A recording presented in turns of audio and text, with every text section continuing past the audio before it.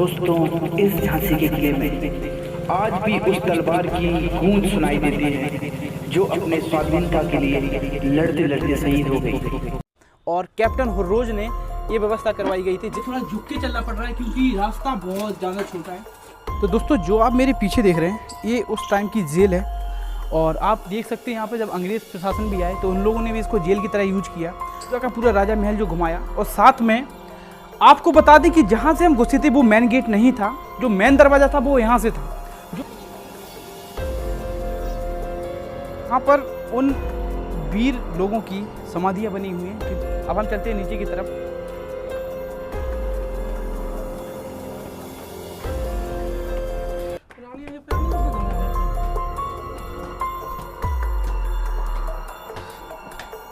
तो ये नीचे की साइड अभी हम जा रहे हैं एंड यहाँ पता नहीं क्या है, देखते हैं। बहुत लोग यहाँ पर आए देखने के लिए।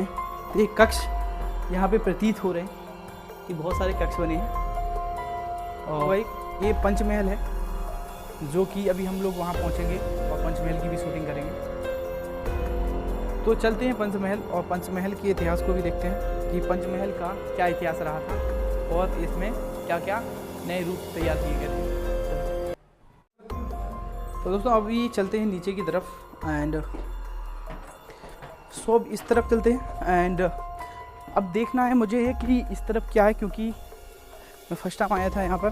और जिस जाली को मैंने दिखाया था जो कि अंदर नहीं जा पा रहे थे, वहाँ से इंटर नहीं हो पा रहे थे, वहाँ पर नीचे से जा सकते हैं। तो नीचे से वो कक्ष है, तो नीचे चलते हैं आराम से। तो दोस्तों, अब आ गए हम अंदर की तरफ। और यहाँ अंदर आने के बाद हम आपको एक चीज़ दिखाते हैं जो अंग्रेज़ों की समय की है। तो ये देखिए दोस्तों, ये आपको एक बक्सा दिख रहा होगा। ये अंग्रेज़ों के समय का ही बक्सा है जो लोहे का है। इसमें कुछ मीटर वगैरह दिख रहा है रखा हुआ। और इसके अंदर भी हम चलते हैं। ये अंधेरा है इस कक्ष में। यहाँ पे बहुत कम लोग आ रहे थे तो मैंने कहा देखते हैं यार इसमें क्या है। तो दोस्तों, यहाँ पर अभी ये किला इतना बड़ा है कि एक बार में इस किले को घूमना आई थिंक मुझे इम्पॉसिबल से लग रहा है। और यहाँ पे देखियो इसकी हर एक चीज़ में बारीकी है, हर एक चीज़ में कोई ना कोई रह छुपा हुआ है। ये जो आपको खिड़कियाँ दिख रही हैं इतनी मजबूत और इतनी लोहे से बनाई गई हैं कि इसमें अच्छी खासी गोली भी असर नहीं करेगी, क्योंकि इस बहुत ही मोटी खिड़कियाँ हैं। और ये वाली जो खिड़कियाँ हैं जब लगाई गई थी जब यहाँ पे अंग्रेजी हुकूमत का शासन हुआ था, और कैप्टन हुर्रोज ने ये व्यवस्था करवाई गई थी जिससे कि नीचे वाले पर गोली दागी जा सके। और इसमें एक होल भी रखा गया है दोस्तों, देख सकते हैं आप, जिसमें कि बंदूक की नोक डालकर गोली चलाई जा सके और नीचे वाले पे आक्रमण किया जा सके। और वहाँ से अगर कोई गोली आती है तो उसको नहीं लगेगी जो पर्सन यहाँ पर खड़ा हुआ है, क्योंकि उसके सिक्योरिटी के लिए ये इतनी मजबूत खिड़कियाँ लोहे से लगवाई गई थी।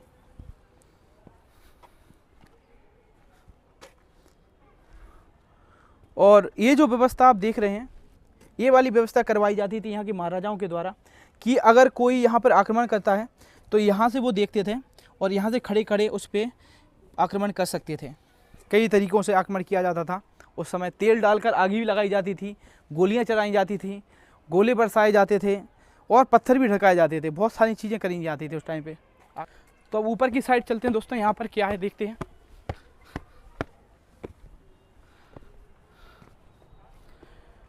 तो यहाँ से हमें पूरे किले पे निगरानी रखने के लिए ये बुर्ज बना हुआ है, जहाँ से आराम से पूरे किले पे निगरानी रखी जा सकती है। और दोस्तों, ये जो आपको दिख रहे हैं गोल गोल, इन तरीके के इन पर पहले तोपें रखी जाती थी, जिससे कोई दुश्मन पे आक्रमण करना हो तो यहाँ से आसानी से किया जा सके। दोस्तों, झांसी की रानी के घोड़ा का नाम बादल था, जो कि इन्हीं बड़ी बड़ी दीवारों को छलांग लगाकर उनको जीवित काल पी ले गया था और यहाँ पे अंग्रेजों के चंगुल से उनको बाहर निकाल ले गया था। अपने इतिहास को दर्शा रही। वो जो गुम्बद दिख रहे हैं ना, इन गुम्बदों पे तोपें रखी जाती थी उस टाइम पे कि नज़र रखी जा सके और कोई अगर आक्रमण कर रहा है तो उस पर तोपें चलाई जा सकें। देख सकते हैं आप। तो दोस्तों, यहाँ जो आपको पीछे मैदान दिख रहा है, यहाँ का भी एक बहुत ही ख़ास इतिहास रहा था, क्योंकि जब 1897 में जो क्रांति हुई थी उस समय सियासी मामलों के चलते जब रानी लक्ष्मीबाई का जो पुत्र थे गंगाधर राव की मृत्यु के बाद, जो पुत्र थे सियासी रंजिशों के चलते उनको मार दिया गया था। तो उनको मारने के बाद, क्योंकि जब किसी का कोई राजा का पुत्र नहीं होता है तो वो राज्य उनसे ले लिया जाता था। तो गंगाधर राव तो क्योंकि पहले ही ख़त्म हो चुके थे, तो इसके बाद क्या किया गया था कि रानी ने एक दत्त पुत्र ले लिया था दामोदर राव, उनका नाम रख दिया था दामोदर राव। तो दोस्तों, उस समय जब रानी का अंग्रेज़ों ने उनके पुत्र को राजा मानने से इनकार कर दिया और राज लौटाने से इनकार कर दिया, तो रानी को अंदेशा लगा कि कहीं ना कहीं यहाँ से समस्याएं स्टार्ट होगी। और जो कि ये खुद की नारी सेना गठित करी थी, जिसका अभ्यास यहीं पर किया जाता था और यहाँ पर वह अपनी सेना तैयारी कर रही थी। और रानी लक्ष्मीबाई की तरह दिखने वाली एक और उनकी ही दासी थी जिनका नाम था झलकारी बाई। तो उनको उसमें एक मैन ओहदा प्रदान किया गया था सेनापति का, जो कि उसका पूरा निरीक्षण कर रही थी और निर्देश दे रही थी, जो कि रानी लक्ष्मीबाई की तरह ही दिखने में लगती थी। तो झलकारी बाई ने उनका स्थान लिया और अंग्रेज़ों को चकमा देकर रानी वहाँ से घोड़े को छलांग लगाकर कूदकर यहाँ से कालपी पहुँच गई थी। तो ये इतिहास यहाँ से भी जुड़ा हुआ है, इसलिए मैंने सोचा कि आपको ये पॉइंट भी दिखाऊं। अब इस तरीके की सुरंगें टाइप की बनाई जाती थी, नाला बनाए जाते थे और इनमें ये अभी खाली पड़े हैं। एक समय इनमें पानी भरा रहता था और इनमें मगरमच्छ छोड़ दिए जाते थे। जैसे कोई दुश्मन सेना आती है तो इस किले को एंटर करने से पहले उसे उन मगरमच्छ से निपटना पड़ेगा एंड उसके बाद भी यहाँ पे पानी भरा रहता था। तो ये कुछ सुरक्षा की दृष्टि से किलों के चारों तरफ इस तरीके की प्रवृत्ति अपनाई जाती थी। तो दोस्तों अभी हम इस खंडर में आए और इस खंडर के अंदर क्या है वो आगे चल के पता चलेगा। बाकी यहाँ पे देख लीजिए आप, पत्थर के फूल की नक्काशी दी गई है, ये काफ़ी प्राचीन है।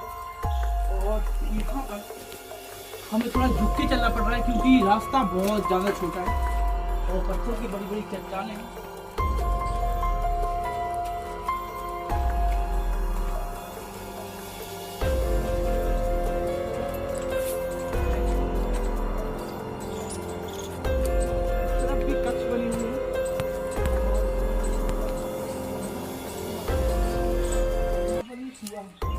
एक बड़ा कुआं बना हुआ है जिसमें कि पानी का सिस्टम है और ये राजा महाराजाओं के टाइम का ही कुआं बनाया हुआ है।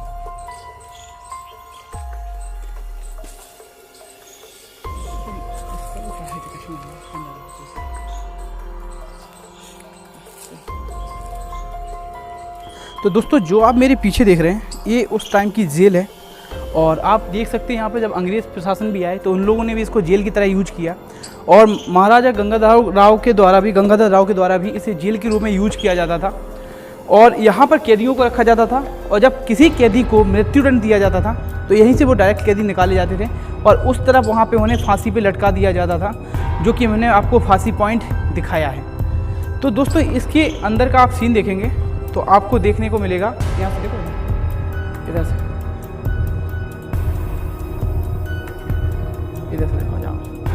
तो काफ़ी डरावना है और काफ़ी भयानक भी लग रहा है आज के समय में भी।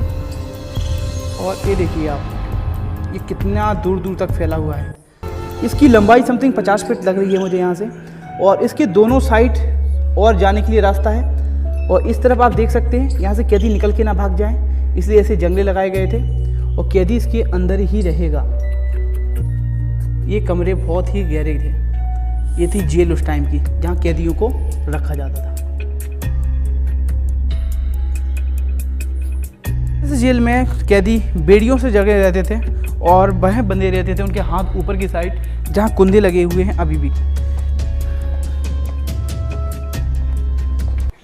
अभी हमने आपको पूरा का पूरा राजा महल जो घुमाया और साथ में आपको बता दें कि जहाँ से हम घुसे थे वो मेन गेट नहीं था, जो मेन दरवाज़ा था वो यहाँ से था, जो कि आज भी लकड़ी का बना हुआ है, जो कि सागौन की लकड़ी है। आप देख सकते हैं ये सागौन की लकड़ी है दोस्तों। और यह दरवाज़ा आज भी लकड़ियों से बना हुआ है और ऊपर जो घुआरे थे उसमें भी यह लकड़ी के दरवाजे ऐसे फंसे रहते थे। और यहाँ पे देख सकते हैं दोस्तों, ये आपको ये लोहे का कुंदा दिख रहा होगा।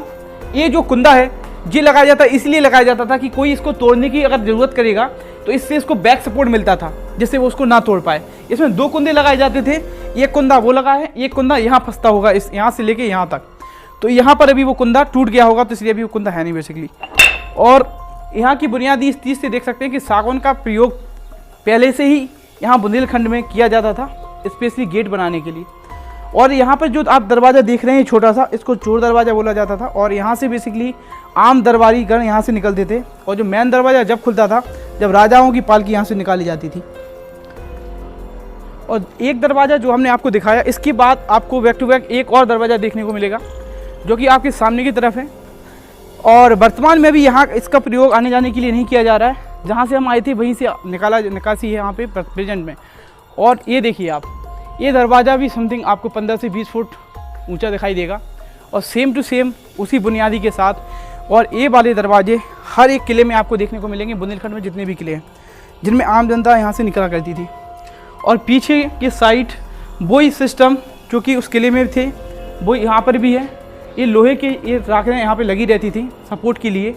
और यहाँ पर आप जो होल देख रहे हैं ना, इस होल में एक लकड़ी लगी रहती थी जो कि दरवाज़ों को बैक सपोर्ट देती थी, जिससे कोई दरवाजे तोड़ ना सके। यहाँ पे इन होलों में लगा दिया जाता था इन लकड़ियों को, जो कि दरवाजे को पीछे से सपोर्ट देते थे। और बाद में लगा जाती थी ये वाली कुंदी। यह सिलसिला यहीं पे समाप्त नहीं होता है और इसके आगे भी अगर हम बढ़ेंगे तो आगे हमें मिलेगी वह दालान जो 12 दरी की दालान गंगाधर राव द्वारा अपने भाई के लिए बनवाई गई थी, जो कि नाटक में बहुत रुचि रखते थे और संगीत में बहुत रुचि रखते थे। तो उनके लिए इस दालान का निर्माण करवाया गया था, जो कि आप इस तरफ देखेंगे, नज़र फैलाएंगे तो आपको दिखाई देगी। इसको बोला जाता है 12 दरी। और यहाँ पे सामने की तरफ देखेंगे आप तो आपको ये एक घुमावदार मेहरारीदार नक्काशी देखने को मिलेगी, जो कि बुंदेलखंड में उस टाइम पे प्रयोग में लाई जाती थी। ये देखिए दोस्तों, ये है मेहरारीदार नक्काशी, जो कि बुंदेलखंड का मुख्य पात्र रहता था। और बुंदेलखंड की संस्कृति में इस तरीके की दालानें बनाई जाती थी और मेहरारीदार दरवाजे बनाए जाते थे। और जो यहाँ का मेन आकर्षण का केंद्र था वह था यह चबूतरा, जो कि 12 दरी का पूरा यह एरिया है। और यहाँ पे होता था नृत्य और नाटक, जो कि गंगाधर राव के जो भाई थे उनको काफ़ी प्रिय था और वह काफ़ी इन चीज़ों में पार्टिसिपेट भी करते थे। और जब हम ऊपर की साइड यहाँ पे आएंगे तो यहाँ पे हम देखेंगे कि आपको यहाँ देखने को मिलेगा कि ये एक दालान बनी हुई है, जहाँ पर एक जो कुंड दिख रहा होगा आपको, ये जो कुंड है, एक कुंड में पानी भर दिया जाता था उस टाइम पे। इस वाले कुंड में इसे पानी भरा जाता था। और मुख्य केंद्र आप ऊपर की तरफ भी देखेंगे तो आपको 4 कुंदे नज़र आएंगे, जो कि उस टाइम पे पालकियाँ डालने के लिए उपयोग में लाया जाता था इन्हें, और इनमें पालकियाँ डाली जाती थी। जैसे सामने खड़े हो तो यह 12 दरी महाराजा गंगाधर राव के द्वारा बनवाई गई थी और ये अपने भाई के लिए। तो दोस्तों अब आते हैं हम तीसरे दरवाजे पर। 2 दरवाजे हमने आपको दिखा दिए थे और ये है तीसरा दरवाज़ा। अगर कोई दुश्मन 2 दरवाजे तोड़ भी लेता है तो तीसरा दरवाज़ा आपको यहाँ देखने को मिल जाएगा। ये है थर्ड डोर। तो ये उसी टाइम के डोर हैं और इस तरफ आप सांगें देख सकते हैं। आज भी यहाँ पे गेट में वो सांगें लगी हुई हैं जो उस टाइम पे यूज की जाती थी कि हाथी कभी आक्रमण करता है इस पर तोड़ने के लिए, क्योंकि उस समय इन दरवाज़ों को तोड़ने के लिए हाथी का यूज़ किया जाता था तो आसानी से ना तोड़ पाए। तो ये सांगें पूरी लगी रहती थी गेट में, दरवाज़ों में। इसके पीछे से भी आप देखेंगे तो वही की वही आपको कुंदे नज़र आएंगे, जो कि हम आगे आपको दिखा के आए थे। एंड वही कुंदी सिस्टम एंड पीछे वो लकड़ी लगा रहता था यहाँ पे, जिसको बुंदेलखंड में बेड़ा बोला जाता है। दोस्तों यहाँ पर उन वीर लोगों की समाधियाँ बनी हुई हैं जिन्होंने यहाँ पर मुख्य तोपची के रूप में कमान संभाली थी, जिसमें जो कि मुख्य थे वह थे गुलाम गौस खां और दूसरे नंबर पे थी मोतीबाई, जो कि एक महिला तोपची थी, और साथ में थे खुदा बख्श जो भी एक तोपची थे, और साथ में अश्वरोही नेता उपरोक्त सभी की यहाँ पे आपकी समाधि स्थल बने हुए हैं, जो पीछे की तरफ आपको दिख रहे हैं। तो ये बोर्ड भी लगा हुआ है जिसमें आप देख सकते हैं। तो ये वो वीर सपूत हैं जिन्होंने इस बुंदेलखंड में अपना नाम अमर कर लिया और एक स्वतंत्रता की लड़ाई लड़ी, अपने राजा के प्रति ईमानदार रहे और आज अपना नाम जो है इतिहास में अमर कर गए। तो ये कुछ हिस्ट्री थी यहाँ की, इतिहास था झांसी के किले का। आई होप कि आपको ये अच्छा लगा हो और आपने इस किले को पूरा विजिट किया हो और आप यहाँ पर आएँ और साथ में यहाँ पे घूमने का आनंद लें। साथ में इतना ही कहेंगे कि अगर वीडियो अच्छा लगे तो वीडियो को लाइक शेयर एंड चैनल को सब्सक्राइब कर लेना। इसी के साथ फिर मिलेंगे किसी हिस्ट्री के साथ किसी नए किले में।